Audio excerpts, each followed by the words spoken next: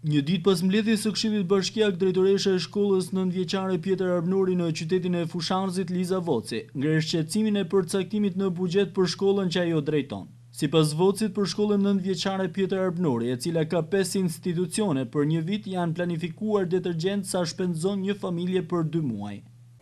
Po, dje ishte mbledhja e Këshillit për miratimin e buxhetit për vitin 2014. Dhe duke parë edhe grantin që është përcaktuar për këtë shkollë, në disa pika kisha rezervat e mia, pasi sasia e buxhetit e përcaktuar për shërbimet ndaj shkollës ishin të pamjaftueshme.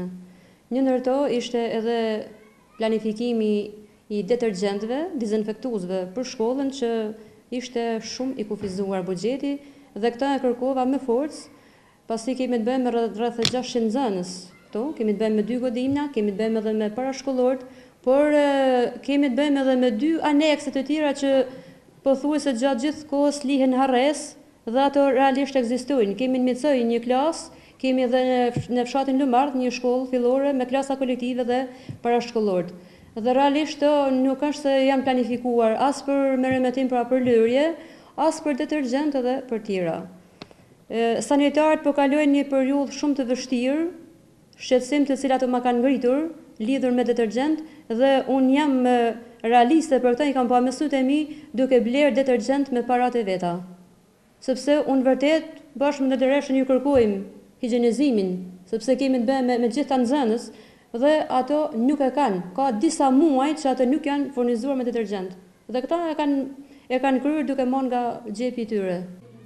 Po kështu, zonja Voci ka kërkuar dhe vënien dorë nga ana e bashkisë në palestrën e shkollës, e cila si pasojë e lagështirës së bashku me 2 klasa, kanë dalë totalisht jashtë funksionit, duke cunguar në këtë mënyrë procesin mosimor.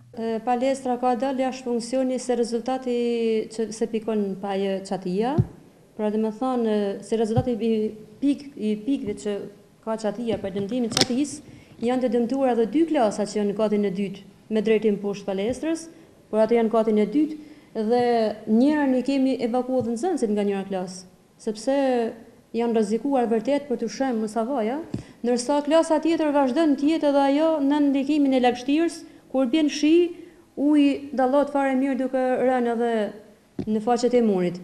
Dhe si rezultat është dëmtuar edhe palestra poshtë. Edhe është plotësisht jashtë funksioni. Asnjë orë edukimit fizik në palestër nuk mund zhvillohet. Asnjë.